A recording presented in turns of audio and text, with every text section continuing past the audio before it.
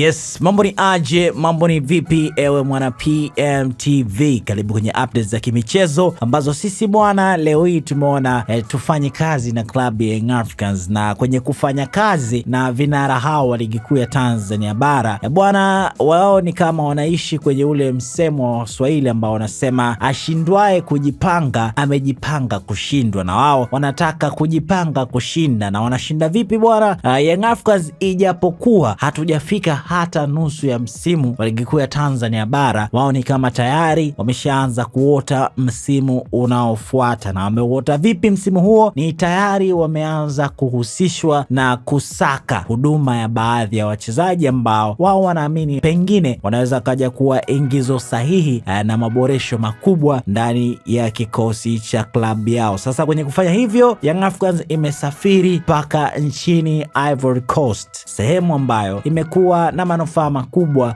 kwenye usajili haswa wa klabu ya Young Africans, kwa sababu hapo ndipo ambapo walipata baadhi ya mastaa ambao mpaka sasa au wameshawahi kupita ndani ya klabu ya Young Africans. Mastaa kama Pacome Peodo Zouzoua walimpata huko nchini Ivory Coast. Washawahi kusafiri wakamtafuta Stefan Azizi Ki ama yule mwamba wa Gadugu, naye alipatikana katika nchi hiyo, lakini wakaenda na kumfuata Atoura Yao Kouassi Jeshi, naye alipatikana katika nchi hiyo. Na sio nchi hiyo tu, wote walitoka ndani ya klabu moja, na hicho kimetosha kuwauzia imani wa viongozi wa klabu ya Young Africans kwamba hiyo ni sehemu sahihi ya wao kuweza kuchuma mastaa. Sasa ndani ya klabu ya ASEC Mimosas msimu huu kumekuwa na kijana ambaye anafanya vizuri mno akiwa na umri wa miaka 19 mpaka sasa kwenye ligi kuu ya nchini Ivory Coast, akiwa na mabao 11 pamoja na assist 5. Huyu si mwingine bwana, ni Souleymane Fofana, kijana ambaye anaimbwa sana kwenye ligi kuu ya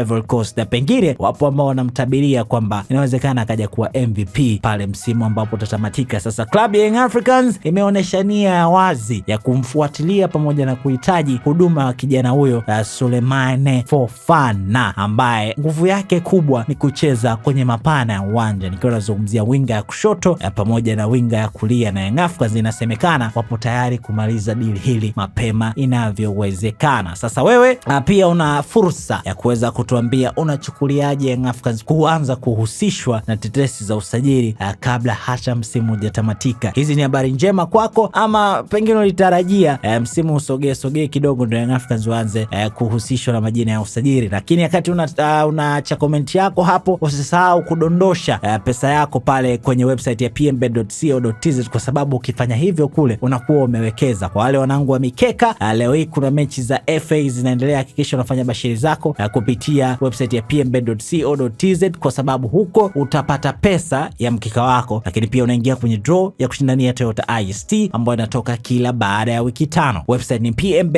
pmbet.co.tz. Mimi naitwa Raymond Elias.